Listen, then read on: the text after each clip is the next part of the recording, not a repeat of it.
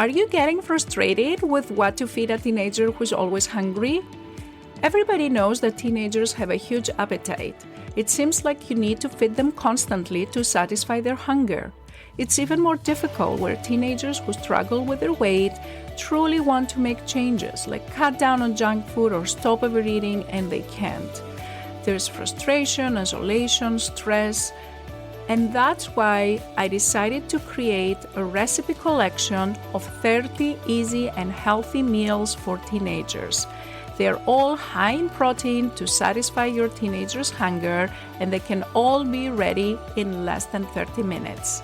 If you want to grab a free copy, go to lifestyleforteens.com/recipes.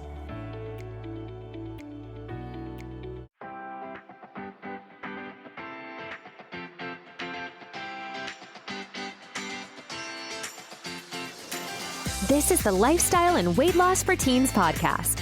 If you're a mom and want to help your child who is struggling to lose weight, you are in the right place. If you are looking for healthy lifestyle tips, Dr. Gourgari is here to help you understand the science around safe weight loss in teens and children. Because what works for adult weight loss is not always the best for children. This podcast is for educational purposes only. Dr. Gourgari does not provide medical, psychological, or nutrition therapy advice. You should not use this information to diagnose or treat any health problems without consulting your own medical practitioner. And now, your host, Dr. Jenny Gourgari. Hello, welcome to another episode of the Lifestyle and Weight Loss for Teens podcast. This is Dr. Jenny Gourgari, and this is a special episode given that this is the Thanksgiving week in the United States. But even in other parts of the world, we know that this is the time of the year that a lot of holidays are coming up. So I thought it would be good to have a special episode on healthy tips on how to stay healthy during the holidays. Because holidays, it is a time of the year that we all tend to overindulge a little bit, and then we may regret doing so.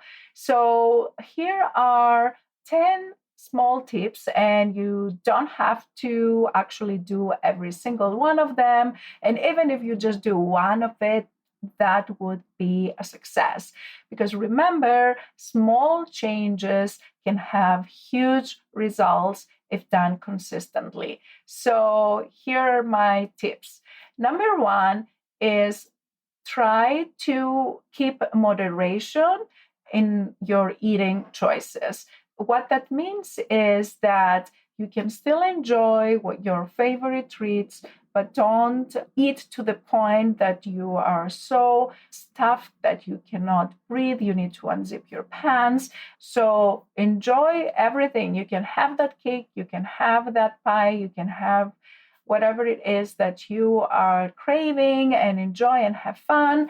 Just pay attention to how much you eat so you don't overdo it and then regret it.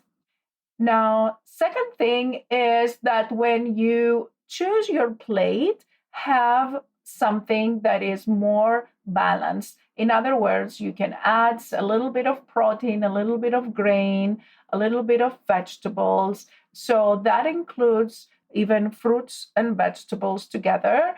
And so that way you still get a nutritious meal.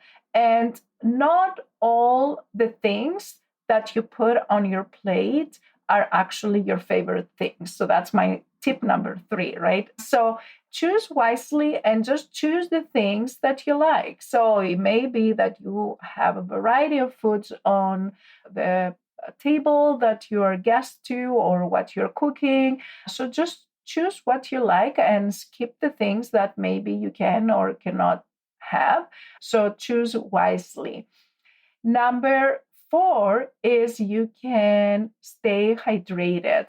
So what that means is that you can drink water and you can have your soda if you want, if that's your thing. However, I will say that even diet soda may not be the best because it can still give you cravings for more desserts and more sugary things, because remember, the sugar-free sodas can still increase your insulin and it may not be the best for you. And I have talked about this on previous episodes about sodas. So you can go back to episode 8 of this podcast and listen more about that. But I would suggest that you try to drink as much water as possible. There's like sparkling water, that is a great idea. You can also add some slices of lemon or orange or some other fruit to your water just to get a little bit of extra flavor. But really, the best hydration is with water. And number 6 will be to plan ahead. So, for example, if you know that you're not going to eat until 7 p.m. and you anticipate that you will be starving by 7 p.m. when you go to the dinner, you can plan to have a healthy snack ahead of time. That's still okay. You can have a nutritious smoothie, you can have fruit, you can have a salad. So that way you don't go super hungry to the late dinner, and plan ahead what you will eat. Again, if you anticipate that there will be this dessert that you like, or you anticipate that maybe there will be potatoes that you don't like as much, or whatever you think that it is anticipated that you will eat, you can plan ahead what your choices will be on that time.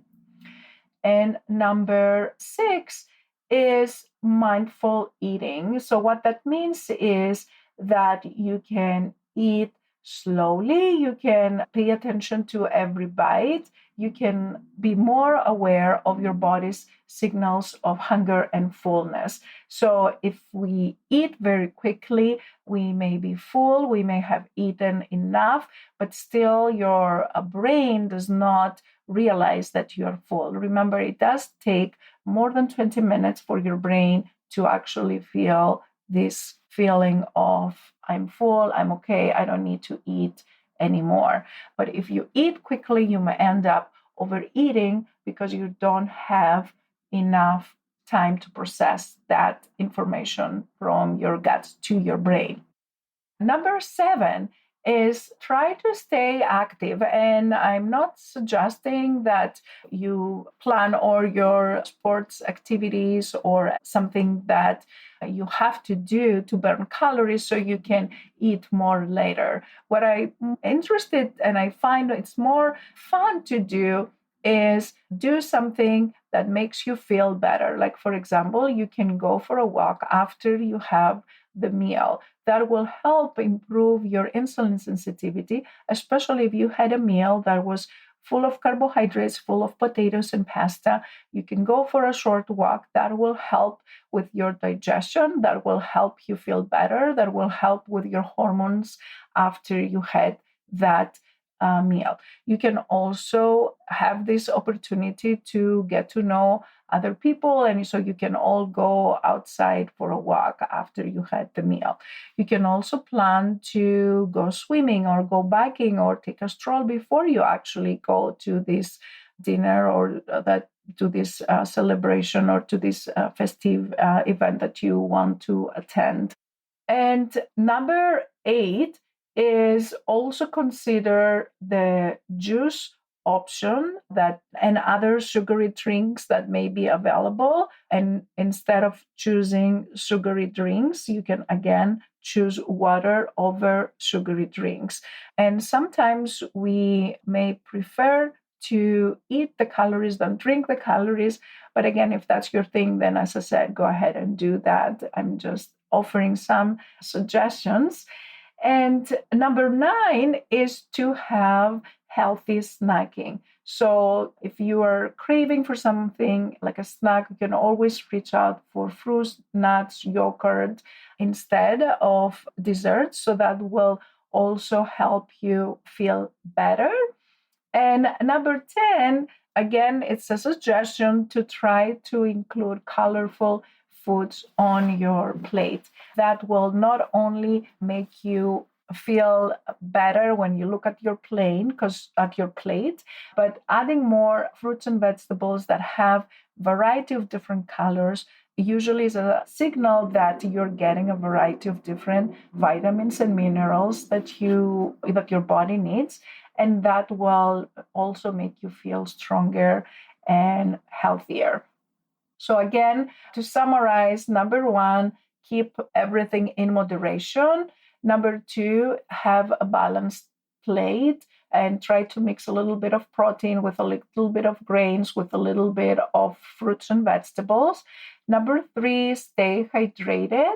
Number four, plan ahead what you will eat and just choose what you really want to eat. Number five, choose wisely and limit foods that are not high in saturated fats. Number six, be more aware of every bite that you have and give yourself at least 20 to 30 minutes to enjoy the meal.